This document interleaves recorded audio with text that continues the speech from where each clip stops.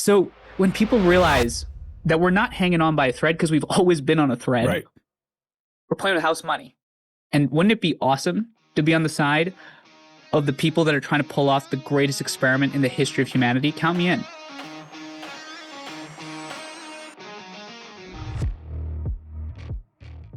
Manu, thank you very much for making time for me. I told you we were going to work together. Chris, thanks for having me on. I don't think you'll regret it. Hopefully, we'll see. So educate me, handsome. What is the problem? So I think the problem is exactly what you and I were just talking about, which is that we live in a world in which young people and people in general get their content in 15 seconds. And that's how we get our information. That's how we get our news. And that's what the algorithms privilege. And so the question is, what sells in 15 seconds? And a fascinating mentor of mine recently said that you recruit people with anger and you keep them with joy.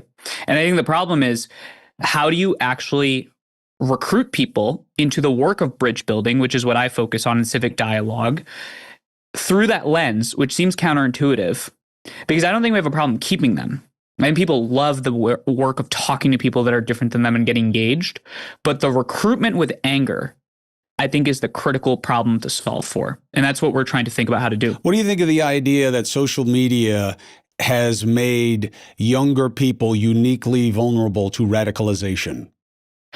I think it's true, but I don't think it's just younger people. I think it's people in general. You know, one of the things that I've learned doing this work, and you've been doing it far longer than I have, is like building these BridgeUSA chapters. So we have college chapters all across the country. We've got 105 chapters right now. Public schools, elite schools, small vocational schools.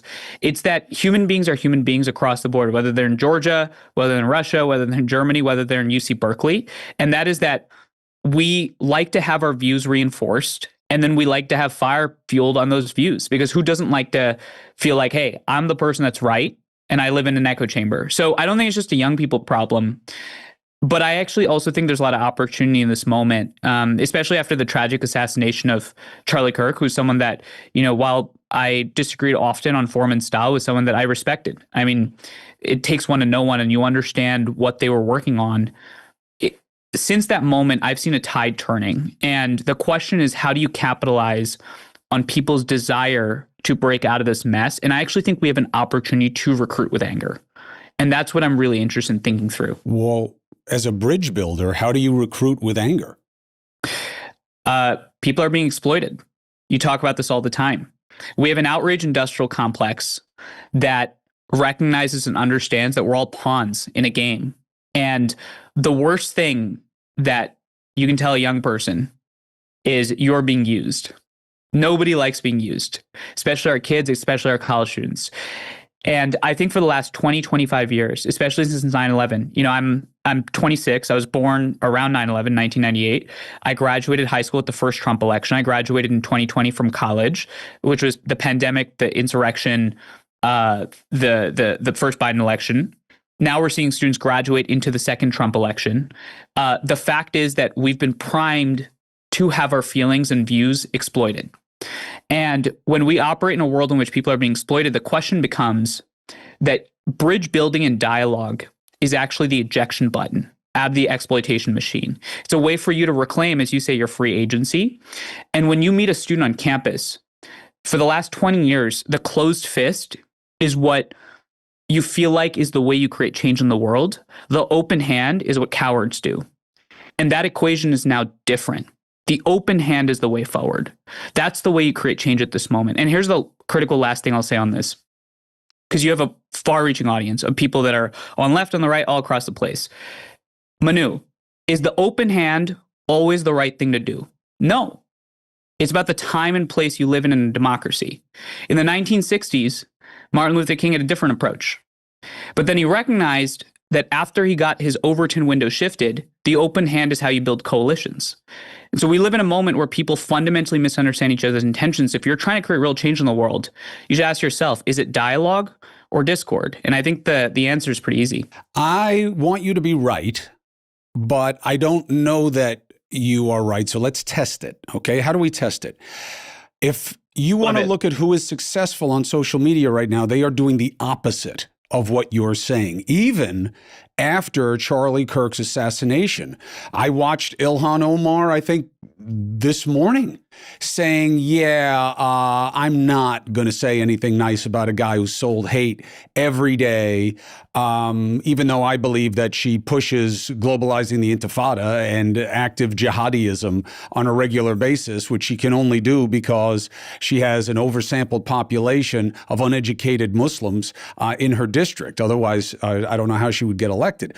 But that's also shifting because more and more it's rage baiting.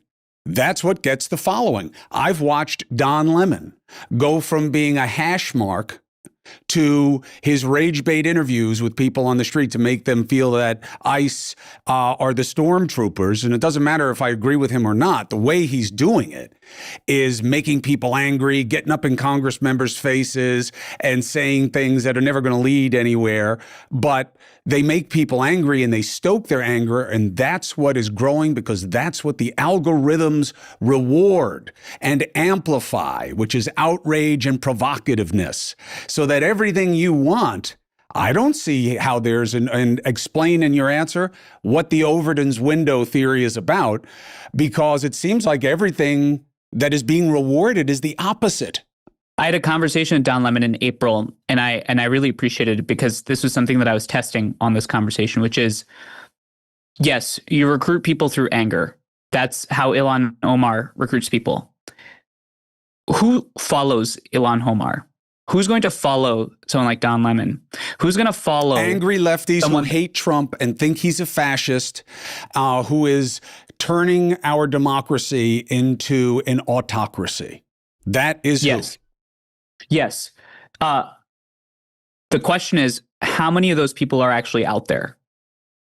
Millions and millions. There's probably about 9 to 10 million of them out there. And there's probably 9 to 10 million on the other side. Now, the United States is 350 million and growing and counting. So, and you know this better than I do.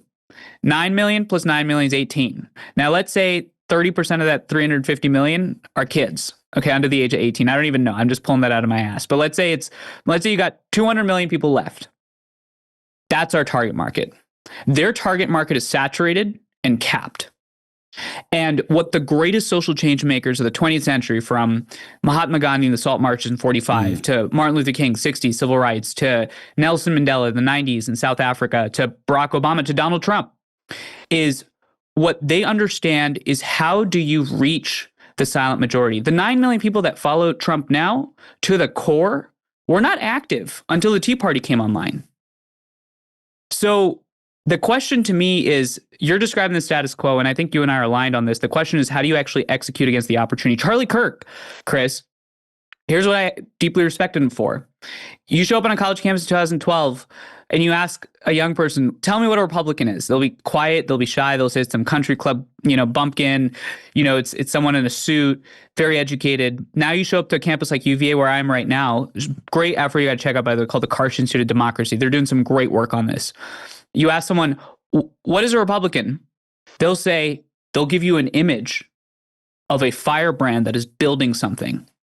So my response to that is, we actually have to shift the conversation. And the data point I was just sharing with you when we hit record is BridgeUSA till September 10th of 2025 had 7,500 followers, which is negligent. Now, we've been working our butts off. Our students have been hitting attendance records across the board, but no one's hearing about it. Since September 11th, 2025 to today, as we talk right now, we're growing at 100 followers an hour, which is, by the way, also drop in the bucket. But we're now at 35,000 followers and counting. We might be at 35.1 by the end of this conversation. There are efforts across the board that are scaling. So my point is that young people are actually hungry for a new type of leadership. And the Achilles heel of the people that we are, I wouldn't say fighting, but challenging, is that rocket fuel burns quickly, but there's not a lot of it. It's not a sustained burn. We have sustained burn. We have love. We have joy. We just got to figure out how to beat that 15-second shot clock. Okay. Next step of bursting your optimism is your own analogy of Overton's window. What is Overton's window? If you look up the theory, real easy. It's a sliding scale where extremes are on both ends, and you're looking for a sweet spot, which is where this is where it comes from. Sweet spot, as a euphemism, comes from this idea of finding that not middle, but that when you get inside of extreme, unthinkable, there's a range of popular and pragmatic where you'll find the most people, but not in a social media ecosystem.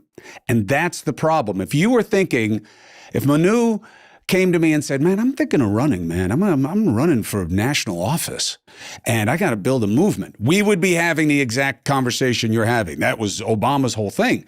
But in social media reality, which was a pivot point that began in Obama's first campaign, which he got ahead of the curve on, into Trump, it's all social media. It's all the flex points at the end of Overton's window, at the sill and at the top of the frame of the window of fringe fury.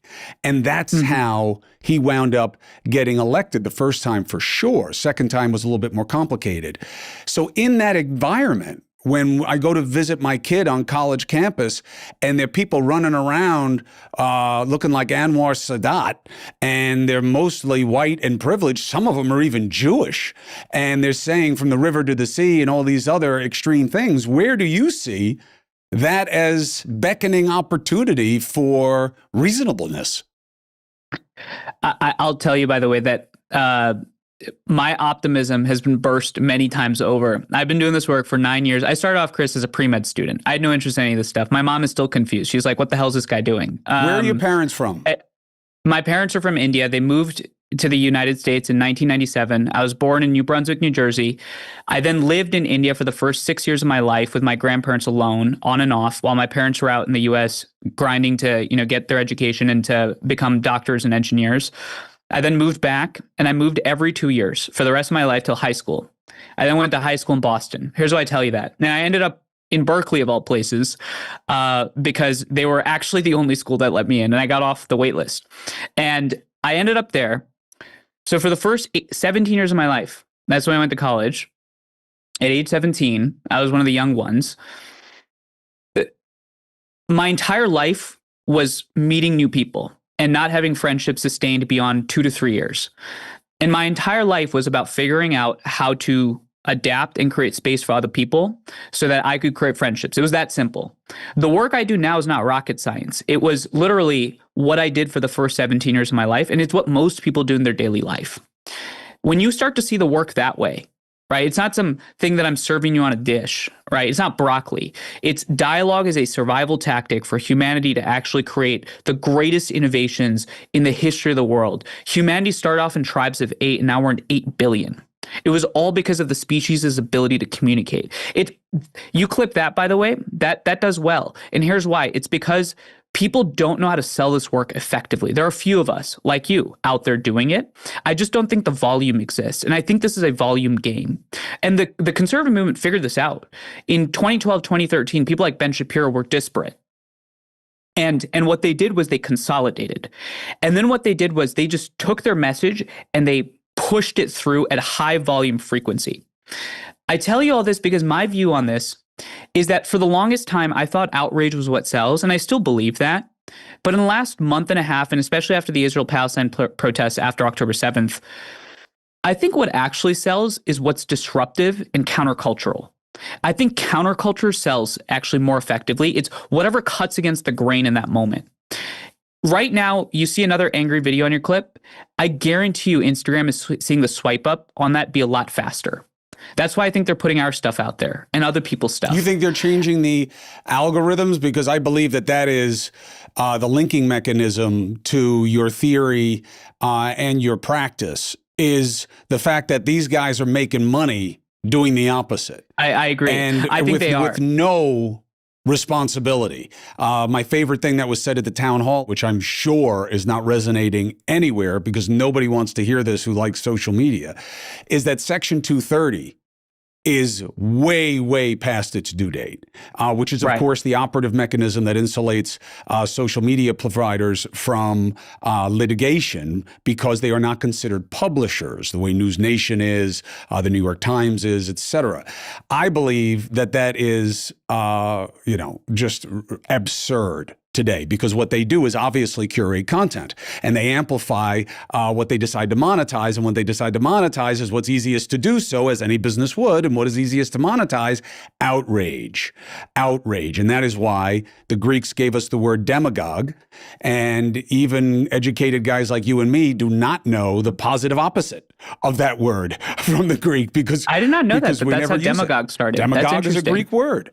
And it comes from the ability of using prejudice and anger to rally. And yes. Well, I don't know what the positive opposite is of that word. I don't know. We never use it because it's not as effective to rally people on positivity. Like you say, your metaphor is better. It's jet fuel. It lights quickly, has a different flash point, but it burns quickly as well. Yes, but that's where we are, and that's what they're hyping all the time, is constant hits of jet fuel. Don't you have to change that to have any real change? I think so. But I have a different role to play in society. That's the battle space I'm operating in. The battle space I'm operating in is the assumption that the algorithm doesn't change. But what I think is critical to the algorithm is engagement. And this prediction might sound incredibly stupid. Great thing is I've got nothing to lose, because I ended up doing this work not because it was my vocation. It's because, there were a bunch of protests on my campus. I made some of my best friends doing it. I'll go, try something else. But here's my prediction. My prediction is that the algorithms will not have to change, but joy and bridging will sell. It's not because it's good news bullshit. It's because it's different. Engagement, when someone sees something, right? You're going to hit somebody over the head 100 times with crazy content, and they're going to keep looking at it. But I think what happens is in the middle of that 100th clip, you get hit with something different. And I'll give you a story of this. Can I give you a story on this? Because I have a clear data point on this. Please. This is the beauty of the difference between having advertisers pay per block and having what really everybody's going to have to move towards, and good, because fuck the advertisers for how they've been running the game for so long, which is subscriptions. Yes. So here, we can talk as long as you want. Go ahead. Well, thank God for people like you building independent platforms too, because that's what's fueling it, right? And it takes courage to do that, and I think that's something that you should be commended for, and a lot of other people should be too. So here's my view on this. Last October, we had a really courageous student at our Pittsburgh chapter, University of Pittsburgh, Bridge Pittsburgh, named Rachel. And she went to an event where Charlie Kirk and Vivek Ramaswamy showed up on campus, and it was one of those prove me wrong events. And she goes on camera and she says something like, Charlie, I'm really glad you're here, but I have to say I deeply disagree with everything you're going to say. But I want you to know that I have some of my friends standing behind you who are in the Turning Point USA chapter. And I know that the right way to engage you is to have a civic disagreement. Sounds great. We post that clip. Nobody saw it. Nobody heard of it. Boom. It vanished. September 13th, Chris, our amazing man behind the social scenes, Adam Calder, pulls up that clip and posts that same clip. Same music, same cuts. 42,000 likes in 15 hours, 2,700 and counting shares, got us 7,000 followers. Why?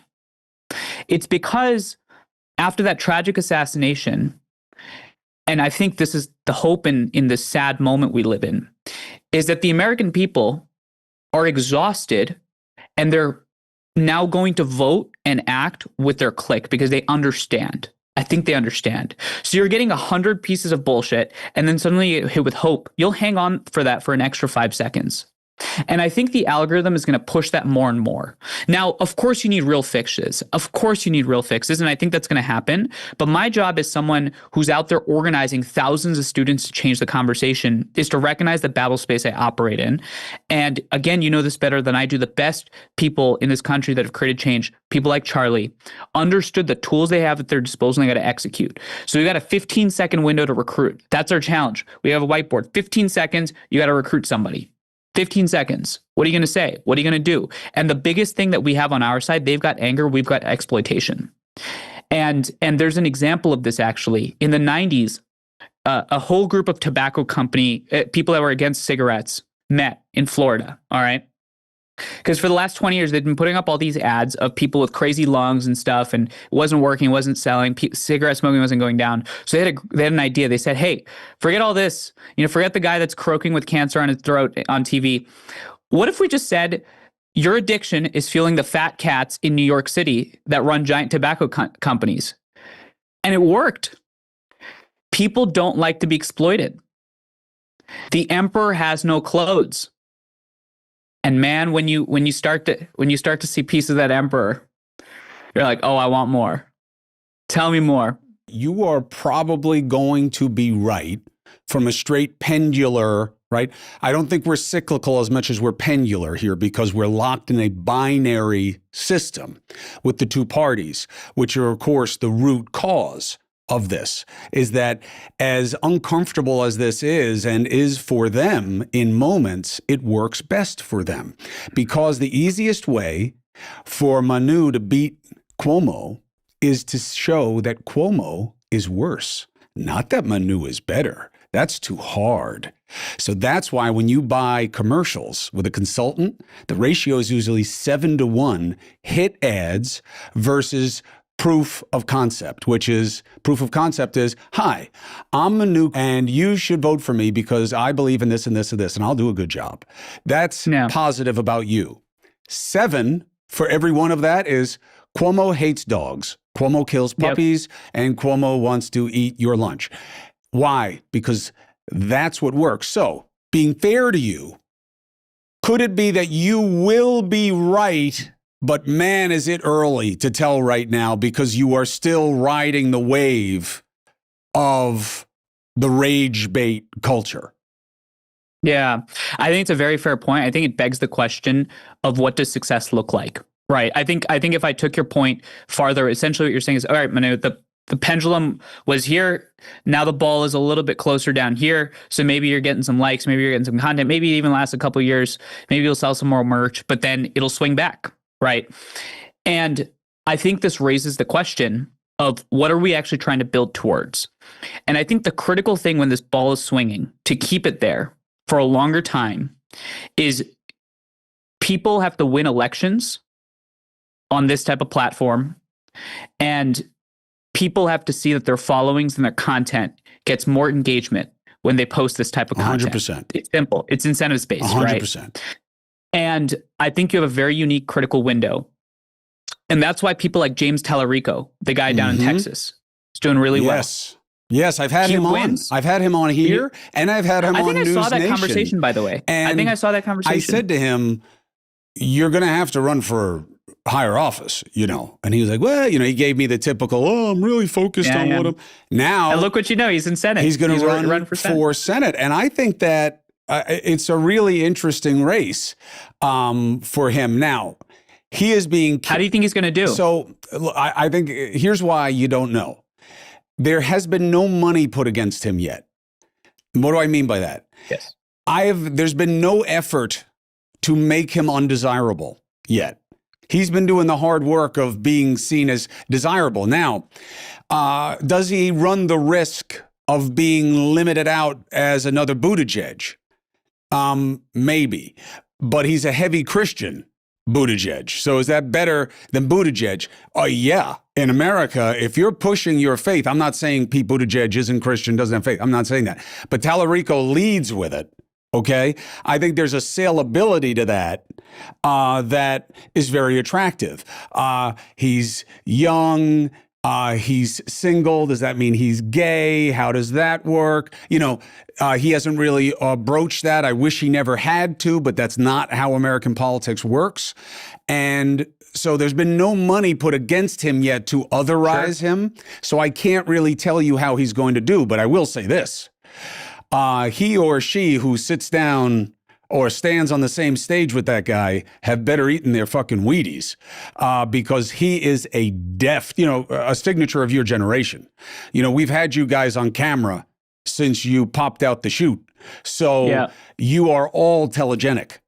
You are all glib. You are all well-spoken and conversant on camera. Remember, in my generation, you had to learn that. You'd be one guy in person, another guy on TV. Now you guys are all the same all the time. If anything, you're better when you're on TV. So he has that going for him. It is too soon to say, especially in Texas, which is definitely not in the part of the Overton window that you want it to be. Sure. They always say it is, but it isn't. I don't know, but I do know this. He is proof of what you're selling. They will otherize him, and I think they will critique him. And by the way, there's great people on the right that are rising as well, that are excellent in terms of their execution, their capacity. But here's my broader point, which is why I think we can actually still win, even if the pendulum swings back to negative partisanship, which it will. By the way, that's like the history of this country. I mean, the Constitution almost failed ratification, right? Like our birth was unruly, right? Which is why when I ask what does success look like, I'm not imagining some kumbaya republic. I think you need disagreement. I just think we need to course correct a little bit on how that disagreement happens, and I think you'd agree with that. But here's where I think a negative partisanship world actually still helps us. I think if we can succeed in changing the terms of the debate, I think if we can succeed in creating a new divide in this country, and I think a lot of people are trying that. That's not a unique concept, but my view is that the real divide in this country is not between left, right. It's between people that are open-minded and closed-minded. It's what you talk about. It's between the Talaricos of the world and the MTGs of the world, right? It's between the Ro Khannas of the world, right? And then someone like the AOCs of the world, right? I think we're in a battle between two theories of change. It's not actually about what that change is. I think what my generation is going to have to legislate is how do you create change? Because everybody wants change. And frankly, there's actually a lot of unity around some of the problems. That's why our politics right now is a horseshoe. And so in the world of negative partisanship, the two theories of change that have to fight each other is one is conflict, outrage, turn out your base. That is how I win and build a better world. It's actually not going to be about healthcare, because both candidates are going to say, I want more money in your pockets and lower premiums. I think everybody's going to say that today. But the second theory of change is what this country's built on, is this idea that talking to people that are fundamentally different than you is how you create plus one, e pluribus unum, out of many one. That is the alternative. And in that world, I'm ready for that fight. I actually hope that fight happens, because what that means is that's going to simplify the debate to very simply not whether or not we should disagree. It's going to be about how. And I think that's really powerful. And I hope that someone like Tallarico, even if he goes down, succeeds in doing. And I think that'll be effective. Beto O'Rourke was supposed to be that. Why do you think he went down a different route? Well, I don't know that he went down a different route. I think he lost, and then he lost again. But he was the hope for this, of kind of kindler and gentler, although those virtues are now seen as weaknesses in this society. Now, they're not in terms of what you teach your kid, right? That's the irony. They're not in what you expect from your employees. They're not in terms of what you want from your partner in life. They're not in terms of what you expect from your friendships and relationships. But in politics, we have abdicated that agency to a different dynamic and value system where I don't really care if Tom Homan took 50 grand. I don't know why you're talking about this so much. He said he didn't do it. It's an anonymous report. When it comes out, it comes out. But how about all these killers on the street? Like, that's what I'm afraid of, because all I'm primed for is my fears. Explain what you mean when you say politics is a horseshoe. I mean, very simply, the idea is that Bernie and Trump are actually a lot closer than someone like Obama and, Obama and Bernie. And some people might say, what are you saying? But when you go down their policy platforms and you go down the ways in which they're offering prescriptions, it's the populist versus the anti-populist. It's the establishment versus the anti-establishment. But that's sort of where I would see the horseshoe theory coming into play. But if I can just offer why I think people, especially in the influencer world, jumping on this establishment, anti-establishment thing, why I think it's actually it's a flashbang in our politics, is that the deepest divides in this country have actually not been about establishment, anti-establishment. I think the deepest divides in this country have been about how you actually engage and listen and coexist with someone that is sitting right next to you. And when you're talking to an American and they're sitting at their dinner table, they're not thinking about the establishment and the anti-establishment. They're thinking, my neighbor down the street has a Trump sign, is that going to threaten my kids when they're going on a bike ride? Or my neighbor down the street has got a giant LGBTQ flag. Is my kid going to get indoctrinated on the way on the street? That, by the way, has been the conversation on American dinner tables since the start, which is why I think we are actually on the side of, while it's not rocket fuel, we've got more sustainable fuel. And I think that's really powerful right now. Are you asking people to do what's hard when what we're looking for is easy?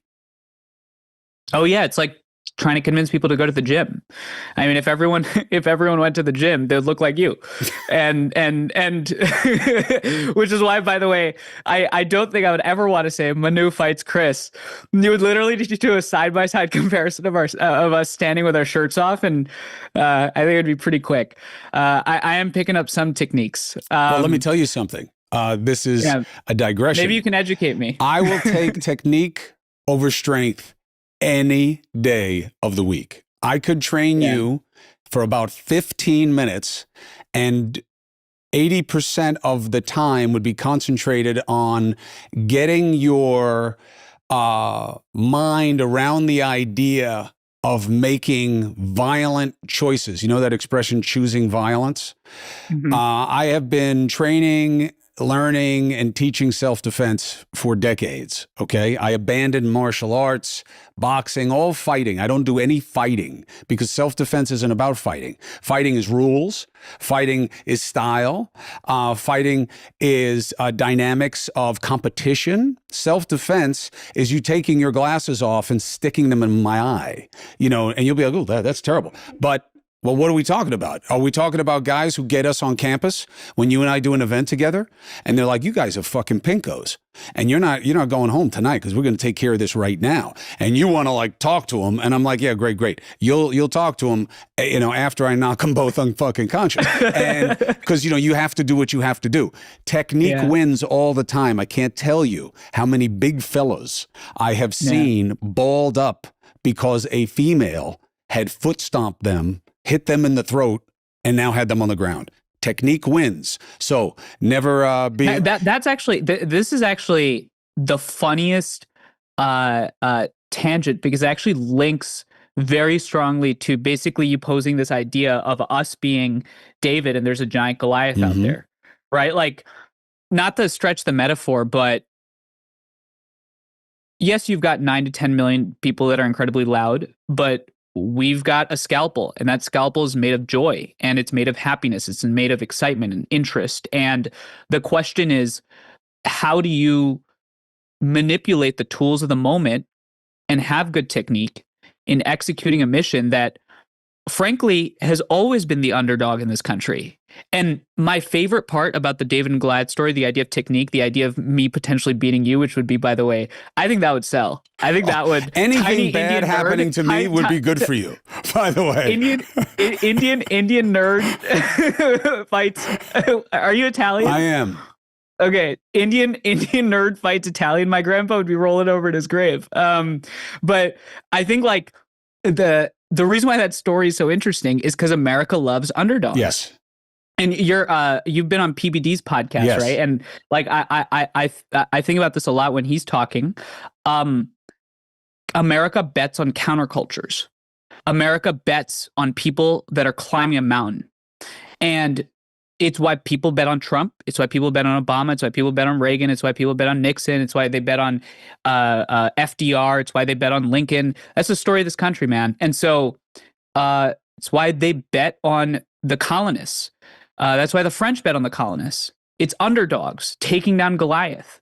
And so when you cast it like that, I didn't even say bridging. I didn't even say dialogue. But now the person listening is like, oh, at least he's the underdog. I know that. Right. What does he got to sell me? And that's why everybody wants to sell themselves as somehow victimized now. You know, it used to be that you didn't want to own being victimized. One of our big problems with mental health in this country is that people don't want to admit they have a problem because they get written off as weak and crazy, and nobody wants to deal with them anymore. So there's all this stigma attached because everybody had to be seen as hard. Now, what does everybody have to have to make a foray into politics? They need a hard luck story. I came up from nothing. My father was this. My mother was that. You know what I mean? I barely made it. You know, everybody's got to have that. Otherwise, they get written off as privileged, even though we live in a country where what's the ultimate American dream? Wealth. But all of a sudden, the people who have wealth, and I was raised by one of those, by the way, Manu. My father, first generation, right, was a real one, anti-elitist. Yeah. I just finished his biography, by the way, in prep for this conversation, Mario. Yeah, he was, I'm so-so with that book, but it's better than nothing. He was seen as an ethnic, like you, not as a white guy. I am white. He was not. He was an ethnic. He had to share being valedictorian in college and law school with Irish guys because he was an Italian and they were he couldn't get a job on Wall Street as a lawyer, even though he was a fucking genius. So he wound up in Brooklyn and he was constantly seen as a mafiosi. And that's why my father hated all mafia things. The Sopranos, Godfather, he wouldn't watch them. Because he was like, this has done nothing but destroy us. What's my point? My point is he was a real underdog. He was a real one. When I got into an Ivy League school, he was upset and did not want me to go. When, anything went and I made a choice to like go to a big law firm so I could pay off my, debt, he was like, oh, why? Which is funny. We're back to that now, by the way. Yes. But for the opposite reasons that he was. He was against it because they had held him down on purpose and for bad reason. So he wanted to show them. He always wanted to show those people. Now I believe it's being used as an artifice. I think it's a boogeyman. Everybody has to be victimized. Everything has to be unfair. Everything has to be some kind of instrument of us versus them because that's what is selling. So this is the right point of the conversation to go to what you've come up with as a solution, which now, after Charlie Kirk's assassination, people now know Turning Point USA in a way that they probably didn't before. And they're growing leaps and bounds. Last night, their guy told me that they've had 130,000 new inquiries for chapters. And you have BridgeUSA, which is why I fell for you in the first place. That Manu is one of the most impressive guys in the space of, we can do better than this. And I'm going with the hardest group, which is young people, in the place where we've seen the most extremism, which is on campus. And I'm going to get people to talk to each other. And how does it work and why does it work? So I'm really glad actually that you brought up your story about your father, because it's a story that's interesting in that it had a lot of resonance, then lost resonance, and has resonance again. And it has that resonance because he was someone that showed up as an ethnic and he built a legacy in this country, right? And I bring that up because the common thread I've seen between a lot of interesting Americans that are first generation, someone like me as well, is it's like you oftentimes end up doing something that you never wanted to or were interested in doing. So I'll actually tell you really quickly about how we started. The reason is because I think that people are going to understand why this thing is taking off now. And part of that is because I have no issue toiling away in obscurity. And the reason for that is because I fundamentally love what I do. And that is, how do you convince people that we radically overestimate how divided we are and we radically underestimate the power of a dialogue? How did I come to that? So, Chris, I told you earlier, I came to UC Berkeley after getting off the wait list. See, even you have a hard luck story. Keep going. I know. And so I ended up in the Republic of Berkeley, where I really cut my teeth, So here's what happened, right? So February 2nd, 2017, I'm walking back from my math seminar and I hear helicopters overhead and I hear protests in the distance. Now, none of this is all par for the course. This is Berkeley. What was different was I was walking past this cafe, and you'll relate to this to your past colleagues, and there's a window that was broken and it was shattered by a protester. And inside it said CNN, UC Berkeley students protest Breitbart editor's speech. Now, I didn't know what any of that meant, but the television crew that was filming that segment was led by a woman named Kyung La, who was standing right next to me, and they were filming that. And that was sort of the breaking of the fourth wall. That was where I went from, I'm going to try to be a doctor. And I've always had an interest in politics, but this thing is for, as my grandpa always said, those goody two-shoe people that wear those suits, right? And now I'm suddenly a part of this, whether I wanted it or not. And so I walk into the middle of campus and there's a giant tree on fire in MLK Student Union. I remember it like it was yesterday. Walk past the Amazon store, which is broken in. By the way, that fact, everyone in the protest united around that. At least the Amazon store got popped. So I walk into the center and there are hundreds of students. There's Antifa, which by the way was a word that got popularized because of that protest. There's a guy named Milo Yiannopoulos who had shown up to campus. He got popular because of that protest. And the next day, I walk on campus and we just start picking up all this shit. I mean, our campus had been vandalized by outside people, by inside people, and students were just hurting. And I distinctly remember I walk into the center of Plaza and I walk into a circle of students that are standing there. And one of them raised their hand and he's like, yo, I think we got to host a discussion. Like, let's just have a conversation on campus. That's it. Nothing, no admin, nothing. Let's just have a conversation. And I thought that was a great idea. Now, that was incredibly naive because anyone listening to this right now says, so you're telling me, and you throw out all the critiques, you're going to get the largest protest in Berkeley's history since the 60s, since MLK came to campus, and you're going to get the protests and the protests to sit in a room? Go back to being a doctor. And honestly, my mom would agree. And so I decide with my friend and a couple other people, and we're going to host this conversation. We called it Bridge Berkeley. First discussion, we bring together everyone. 70 people show up, which is a big deal for me. 30 of them leave immediately because they thought it was a civic architecture frat, because they thought we were literally building real bridges, because the logo was a Golden Gate Bridge. So now you're getting the vibe of why it's so hard to burst my optimism, because we started from rock bottom. So we have a second discussion, and this discussion, Chris, changed the trajectory of my life. And here's the point I'll get to. So we're sitting there and all these students are showing up. Some of them invited Milo, some of them protested Milo. Some of the admin are there. A faculty member in the back is there who then became the chair of our board. And everyone is tight. Everyone is nervous. It's like that Thanksgiving dinner table conversation, or it's like watching the YouTube comments. Everyone's clenched. And my friend Ross, who's now the co-founder and chief operating officer of BridgeUSA, had this brilliant idea. He said, let's forget policy. Let's lead with vulnerability. Let's talk about people's moms. Let's talk about people's dads. What is your background? Where'd you come from?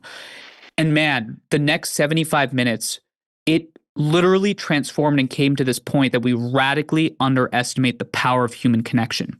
So then the question becomes, how do you scale this thing? How do you grow this thing? Because you got that one conversation, what's the impact?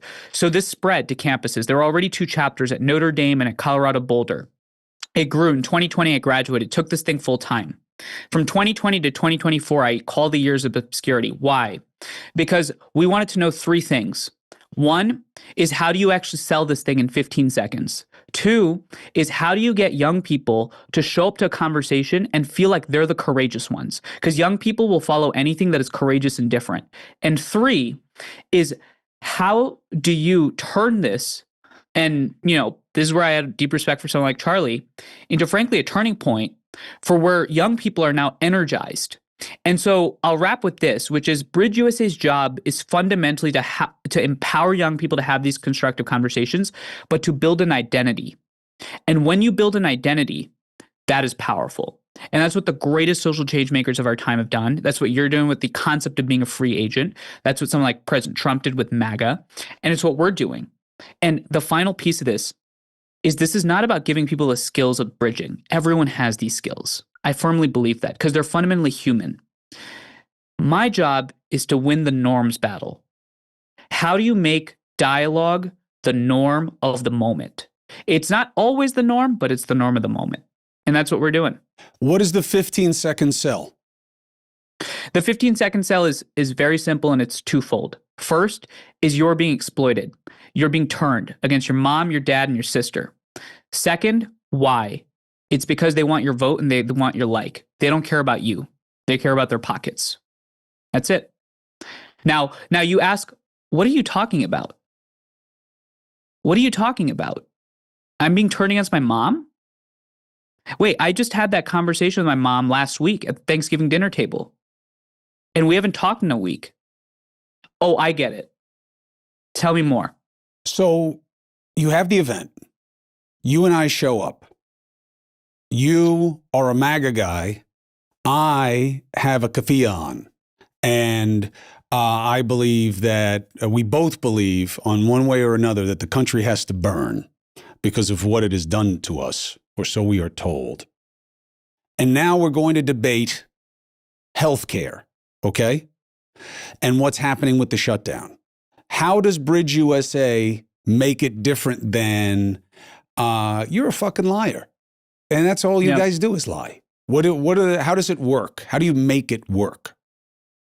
Human beings are social creatures, and you'd be shocked at how quickly we abandon the algorithm when we're in person. So I'm going to give you a great example. In 2019, one of the biggest problems at Berkeley was student homelessness. Berkeley didn't have enough housing for all these kids that are coming up. Housing got too expensive, and all these kids are now homeless. Now, Berkeley also has a resident homeless population. So we partner with this organization called the College Debates and Discourse Alliance. They work with another organization called Braver Angels, ACTA. You may have heard of some of these folks, and they modeled this concept of a Braver Angels debate. So we decide, like the freaking tactical geniuses that we aren't, that we're going to invite the people that are at People's Park in Berkeley that are actually homeless to this conversation. We're going to invite the kids that are homeless to the conversation, the folks that represent their population. We're going to invite some of the students that want more housing, and then we're going to invite the people that are just curious, And the person that was at People's Park shows up to this dialogue, and he starts getting angry. And he says, I'm going to protest this thing. I'm going to protest this thing. Exactly what you'd expect. And it wasn't me. It was actually the director of this debate, I think it was, told this person, give us 5 minutes. Give us 5 minutes. He said, what do you mean 5 minutes? He said, give us 5 minutes. Said, okay, I'm going to sit here. I'm going to listen. By the end of that debate, Chris, this guy logged the most speaking minutes of anyone in this audience. Why? It's because we do three things. The first is every conversation, and this was a Braver Angels debate with the College Debates and Discourse Alliance. We also have separate events that we do across our chapters, but at every event we do three things. One, you lead with the norms. There's 4 norms to every Bridge event. You listen to listen, not to respond. You don't interrupt or have side conversations. You debate the argument, not the person, and everyone represents themselves, not broad social groups. Nothing about that is brand new, but you institute the norms at the front of the conversation. Suddenly, there's now a social disadvantage to being an asshole. That's essentially what that does. How do you police it? Well, that's the second piece. So we train moderators, we train students. They start learning these techniques. There's great literature and research out there from people like Jonathan Haidt that we take from. We've built a moderation training. These students are now engaged. They understand their jobs. And importantly, now they feel like they actually have some real social currency behind what they're doing. And their job is to facilitate a dialogue where people start to see that this is actually not about blunting my convictions. I can actually show up and have the disagreement, because that's oftentimes the misconception that this is a bunch of squishy, white bread moderates. But this is about not hating the person at the end of the conversation. And then here's the third thing, and this is the most important thing, is it's what I asked you when you asked me about the pendulum question. What does success look like? Success in this conversation is not the win. Success in this conversation is to understand why the person that's sitting across from you believes what they believe. Because that will equip you to be a better change maker. That will equip them to be able to listen to you. And that builds trust. And man, I'm telling you, the critical part of this that we've solved is it's all about scale. I'm confident that when we're at 800 college campuses in 4 years, you're going to see a shift because people love this. The problem with bridging, Chris, is not that people don't like it. It's that they don't think it's possible. That's the thing. They don't think it's possible. They've given up on it. And I think the American people are ready.